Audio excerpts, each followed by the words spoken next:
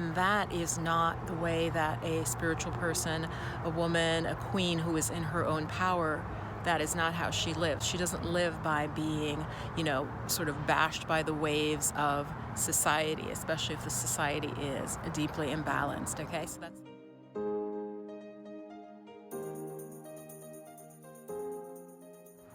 Hey, namaste, goddesses. It's Yogini Viv here, coach and mentor to women who want to thrive up to and past 45. So it's a gorgeous day where I am. I decided to get outside, even though it's a little bit weird filming in the park. Most people are walking and just enjoying the beautiful fall day.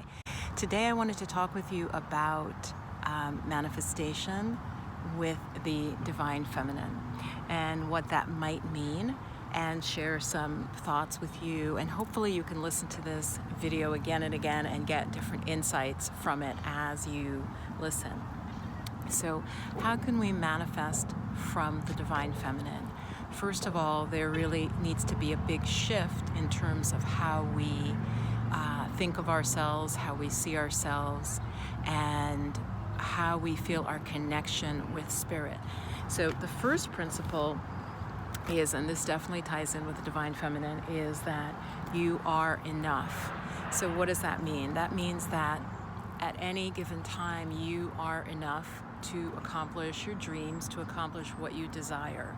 You already have enough, you already are enough. Okay, so there's no sense of lack in you. You have to come from a place of fullness and a place of that you have everything you need to manifest something new or to change something old. So you are enough, you are whole and complete as you are. Okay, that's the first principle that I think is very important for manifesting from the divine feminine. The second principle is just resilience, that we all need to be able to bounce back, especially in the times we're living in right now. The trait of resilience is going to be a key one for those of us who thrive. So I'll give you an example. As many of you know, though I've had like 5,000 people join the channel since I may have mentioned this, and not everybody sees every video. So my story of resilience is that my low point was in 2008, 2009, when I left academia after getting tenure, but I quit the job, and I was an emotional mess. I was depressed, I had anxiety, I was diagnosed with PTSD as a result. And so that was a low point for me. And what I know and what I teach is that we are all resilient. If we have the right tools, we can bounce back. We can basically reconstitute ourselves and come back into our own power. And the chakras are one really powerful way to do that, okay, to heal our energy systems. So resilience, you are resilient, goddess. Whatever you have been through doesn't mean that you cannot start fresh, whether that's a divorce, whether that's loss of a child, whether that's loss of a job. Resilience is built into us as human beings, and I know that you have that within you. You just may need some support to really tap into that resilience, but it's there. You absolutely are a resilient being, and we are designed to grow and change. So resilience is a given. Okay, that's the second principle. The third principle I'd like to share in terms of manifesting from the divine feminine is you do need to go for your dreams. You do need to start taking action. Okay, so I believe that spirit, we're in co-creation. So spirit moves when we move, when we start moving our feet, when we start taking steps and really showing that we want something, right? So we have to really trust that our dreams are worth going for. I think that's really important. There can be a disconnection from your dreams, a sort of putting them off, futuring your dreams. You have to start with the first step as soon as you can, like today. The first step might be very, very small, goddess, but taking that step is going to be huge in terms of manifesting your dreams. And your dreams are important. They really are. But nobody else is going to care about your dreams more than you. Okay, so you really need to prioritize your dreams. in terms of manifesting. The divine feminine is all about manifestation, right? It has the word divine in it, and the divine is always creating. It's always changing, evolving. So your dreams are important, your desires are important, and they are divinely inspired, I believe, especially if they're a soul dream, a dream that really isn't just a superficial dream, but really very much about your talents, your gifts, why you're here on purpose on the planet right now. There are 2 more points. We need time for introspection, okay? So in order to manifest with the divine feminine, we need to stop and take time and set it aside as sacred time for introspection. Otherwise, you're just on a hamster wheel, right? And I have totally done that. When I burnt out with academia, I had very little time for introspection and for thinking about what I wanted. It was very much about the job and just meeting the needs of the job, right? That's basically the definition of burnout, is when you are working excessively, focused excessively on work, right? So to manifest from the divine feminine, you need to set aside sacred time for yourself to have time to introspect, okay? And our culture does not encourage this, and that is why as a culture we're in so much difficulty right now. That's why so many people in part are on medications and are anxious, because there really isn't time or space to introspect, by journaling, by simply turning off all media, right? Just giving yourself time and space. Go to a park. Don't even bring a book, maybe just bring a journal.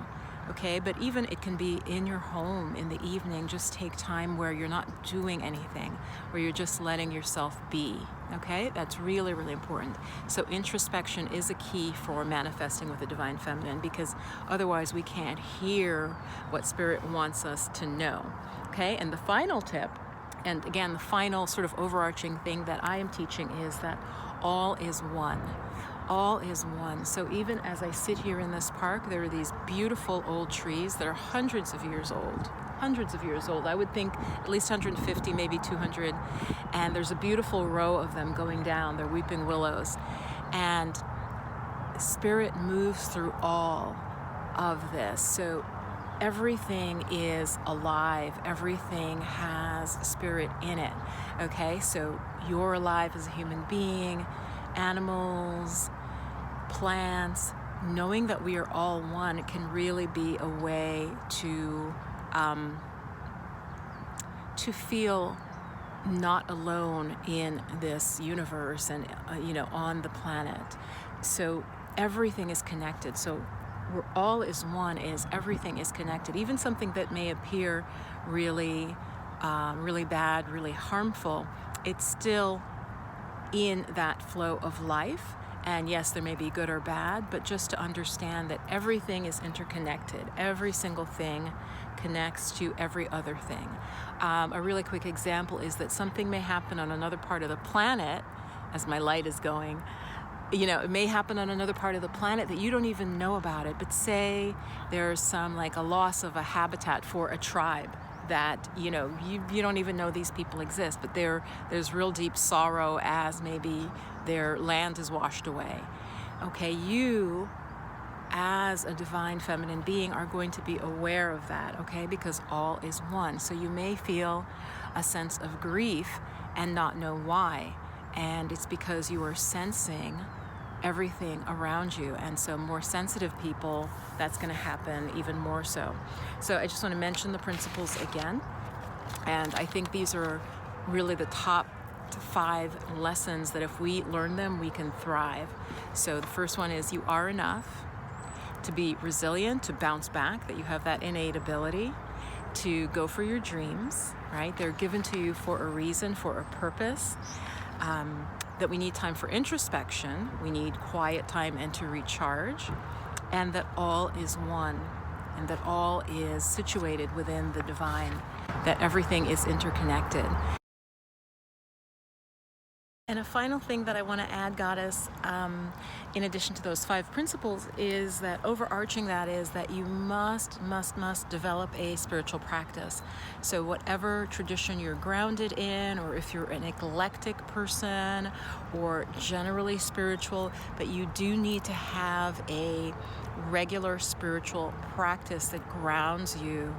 And that is super important. Or what will happen is the outside world, outside society will sort of sweep you along, okay? And that's honestly how most people are living their lives, that whatever is happening in the outside world is just sort of pushing them and pulling them. And that is not the way that a spiritual person, a woman, a queen who is in her own power, that is not how she lives. She doesn't live by being, sort of bashed by the waves of society, especially if the society is deeply imbalanced, okay? The next video that would be wonderful for you to watch after this is going to pop up next. It will be about manifestation. I think that I also have one on divine feminine affirmations that is really popular. So do check that out right now. Much love, stay blissed and blessed. Mwah. Bye-bye.